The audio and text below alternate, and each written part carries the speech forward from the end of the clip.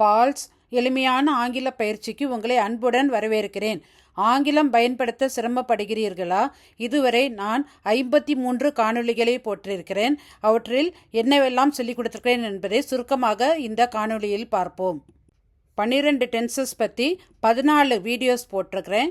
டென்ஸோட formation என்ன, எதனால ஒவ்வொரு டென்ஸையும் நம்ம யூஸ் பண்ணுறோம், எந்த கான்டெக்ட்ஸில் வருது, அப்படி எல்லாமே நான் டீட்டெயில்டாக சொல்லி கொடுத்துருப்பேன். இப்போ நீங்கள் இங்கே பார்த்தீங்கன்னா இந்த டீச் அப்படின்ற ஒரே ஒரு வேர்டு 12 டென்சஸில் எப்படி மாறுது அப்படின்னு பார்த்தீங்கன்னா teachers, taught, will teach, is teaching, was teaching, will be teaching, has taught, had taught, will have taught, has been teaching, had been teaching, will have been teaching. அப்போ இந்த மாதிரி 12 டென்சஸுக்கும் நான் பல எடுத்துக்காட்டுகளுடன் எதற்காக ஒவ்வொரு டென்ஸையும் நம்ம யூஸ் பண்ணுறோம், அதோட ஃபார்மேஷன் என்ன அப்படின்றதெல்லாம் டீட்டெயில்டாக இந்த 14 வீடியோஸ்லேயே நான் சொல்லி கொடுத்துருப்பேன்.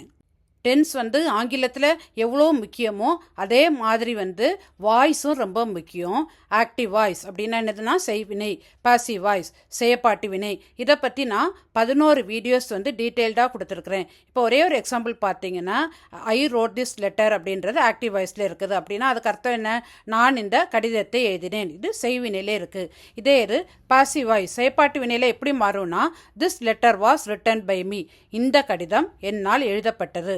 அப்போ ஒவ்வொரு சென்டென்ஸ்லையும் இந்த வாய்ஸ் எப்படி மாறுது, அதோட மாறுறதுக்கான ரூல்ஸ் என்ன, இதெல்லாம் நான் டீட்டெயில்டாக இந்த 11 வீடியோஸ்லேயும் நான் சொல்லி கொடுத்துருக்கேன். உங்களுக்கு கண்டிப்பாக ரொம்ப யூஸ்ஃபுல்லாக இருக்கும். நம்மள நிறைய பேருக்கு ஒரு கேள்வியை எப்படி ஆரம்பிக்கணும் அப்படின்னு சொல்லிட்டு தெரியாது.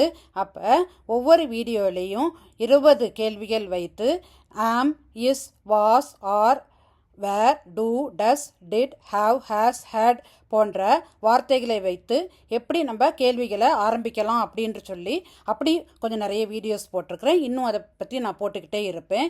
இப்போ நான் என்ன சொல்லி கொடுத்துட்ருக்கிறேன்னா கிராமர் எசென்ஷியல்ஸ் அப்படின்னா நம்ம அந்த பார்ட்ஸ் ஆஃப் ஸ்பீச் படிச்சிருப்போம், டைப்ஸ் ஆஃப் சென்டென்ஸ் படிச்சிருப்போம், அதையெல்லாம் பற்றி டீட்டெயில்டாக சொல்லி கொடுத்துட்டு ஒவ்வொரு வீடியோக்கு அப்புறமும் ஒரு எக்ஸசைஸ் அந்த வீடியோவில் என்ன சொல்லி கொடுத்துருக்குறேனோ அதுக்கு அடுத்த வீடியோ அந்த வீடியோவில் சொல்லி கொடுத்ததை பற்றி உள்ள ஒரு எக்ஸசைஸ் வீடியோவாக இருக்கும். அப்போ நீங்கள் எப்படி அந்த வீடியோவில் புரிஞ்சுக்கிட்டீங்க, அந்த லெசன்ஸ் எப்படி புரிஞ்சுக்கிட்டீங்க அப்படின்னு சொல்லிட்டு உங்களை அனலைஸ் பண்ணுறதுக்கு உங்களுக்கு ரொம்ப யூஸ்ஃபுல்லாக இருக்கும்.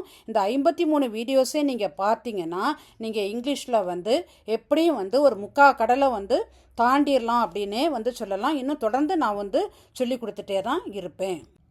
பார்ட்ஸ் ஆஃப் ஸ்பீச்சில் இப்போ நான் நவுன் பேர்ச்சொல் பற்றி சொல்லி கொடுத்துட்ருக்கிறேன். அதில் இன்னும் 2 வீடியோ போடுவேன். அடுத்தது adjective, pronoun, verb, adverb, preposition, conjunction, interjection, இப்படி எல்லாத்தையும் பற்றி நான் டீட்டெயில்டாக வீடியோஸ் அடுத்தடுத்து போடுவேன். பிழை இல்லாமல் ஆங்கிலம் பயன்படுத்த விரும்பும் அனைவரிடமும் இருக்க வேண்டிய மிக சிறந்த வழிகாட்டி மற்றும் பயிற்சி கையேடு Paul's work book on tenses and voice. Tenses, voice, கேள்விகள் ஃபார்ம் பண்ணுறது, இன்னும் கிராமர் எசென்ஷியல்ஸ், இப்படி ஒவ்வொரு தலைப்புகளையும் நான் பிளேலிஸ்டாகவே போட்டு வச்சுருக்கிறேன். ஒவ்வொரு பிளேலிஸ்ட்டோட லிங்க்கும் டிஸ்கிரிப்ஷனில் போட்டிருக்கிறேன். நாம் இணைந்து ஆங்கிலத்தை படித்து மகிழ்வோம். இந்த வீடியோ உங்களுக்கு பிடிச்சிருந்தா லைக் பண்ணுங்கள், கமெண்ட் பண்ணுங்கள், ஷேர் பண்ணுங்கள், சப்ஸ்கிரைப் பண்ணுங்கள். நன்றி.